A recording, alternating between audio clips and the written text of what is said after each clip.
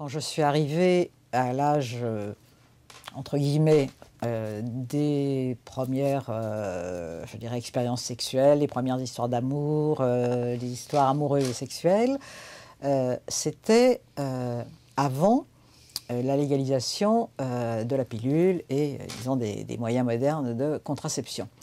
Et donc, ma première, disons, confrontation avec ce problème, puisque après, on a pu dissocier beaucoup plus facilement la sexualité et la procréation, mais ma première confrontation, moi, ça a été il y avait que les moyens traditionnels de contraception qui, comme on le sait, permettent de faire des tas de beaux bébés. Et effectivement, très très jeune, je me suis retrouvée enceinte et j'ai donc connu, et je ne vais pas m'appesantir dessus, mais enfin, l'horreur des avortements clandestins dont j'ai failli mourir. Enfin bon, c'était une histoire absolument abominable. Et après, effectivement, les moyens, disons, modernes de contraception sont arrivés et ça ne s'est pas reproduit. Et après, je suis passée à l'épisode, disons, au début de l'aventure, maternité, et dans un contexte où effectivement on pouvait dissocier la sexualité de la procréation. Et donc j'ai connu ces années quand même assez agréables où on avait la contraception, mais il n'y avait pas encore le sida. Donc il y a eu cette parenthèse enchantée dont d'autres ont dû vous parler. Et puis, j'ai eu envie d'avoir un enfant, parce que moi, dans ma tête, je veux dire, quand j'étais je sais pas quoi, ou fin de lycée, ou début de mes études, je me disais, j'aurais réussi ma vie quand j'aurais publié un roman et fait un enfant. Voilà. Alors, on vient à l'enfant, et je voulais faire un enfant avec l'homme que j'aimais à l'époque, mais qui était venu vivre avec moi, mais il avait quelques, disons, caractéristiques qui faisaient qu'il avait du mal à accepter de refaire un enfant. Il était beaucoup plus âgé que moi, il était marié, il vivait avec moi, mais sa femme ne voulait pas divorcer, donc il ne pouvait pas reconnaître l'enfant, puisque à l'époque, les gens mariés, les hommes mariés, ne pouvaient pas reconnaître un enfant né hors des liens sacrés du mariage. Et moi, j'en voulais vraiment un. Et j'ai dû vaincre ses réticenences, expliquer que de toute façon, à la limite, il a dû comprendre qu'il n'y avait pas le choix, mais voilà, c'était... moi j'en avais très très envie, puis après, lui en a eu envie aussi, évidemment. Et j'ai été enceinte tout de suite, dès que, on a commencé. Et ce qui est une assez jolie, rétrospectivement, je trouve que c'est une assez jolie histoire psy, c'est-à-dire que, en fait, moi je voulais 2 enfants.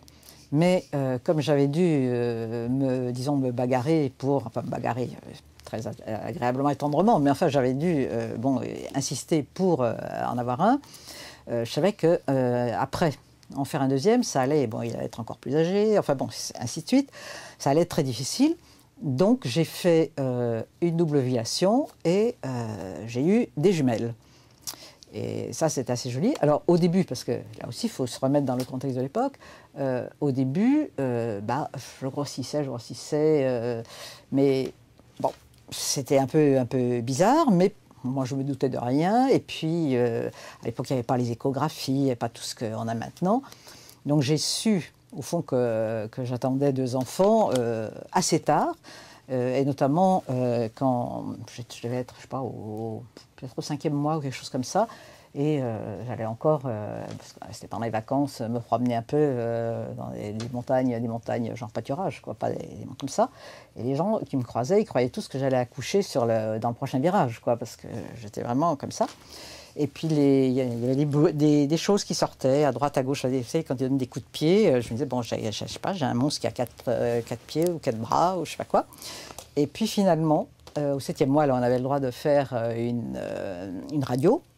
Pas avant parce que c'était mauvais pour les chers petits. Et là, je me souviens, j'étais assise sur la table sur laquelle on a fait l'examen et le médecin est arrivé en me brandissant des clichés en me disant « Devinez combien il y en a ?» Donc je me suis dit « à mon avis, il doit bien y avoir 2. » Et il y en avait 2. Donc j'ai pris un taxi, je suis rentrée chez moi, je me suis dit « Maintenant je m'allonge, parce qu'il faudrait les garder le plus longtemps possible, parce que plus ils sont évidemment prématurés, plus il y a des problèmes. » Et je me suis retenue, je les ai gardées jusqu'à 8 mois, un tiers. Voilà. Et donc elles sont nées et ça a été un grand bonheur. Et enfin, bon, il y aurait pas de choses à raconter, mais bon, un des épisodes de cette histoire, c'est que donc j'étais en congé maternité.